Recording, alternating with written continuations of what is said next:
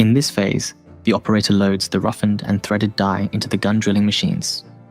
Every small mistake in the position of the units could become an error in the holes grid. This one must be perfectly honeycomb. If the drilling units are not perfectly aligned, areas can be noticed where the rows of holes have a distance that is not perfectly equal, or areas where the holes nearly touch.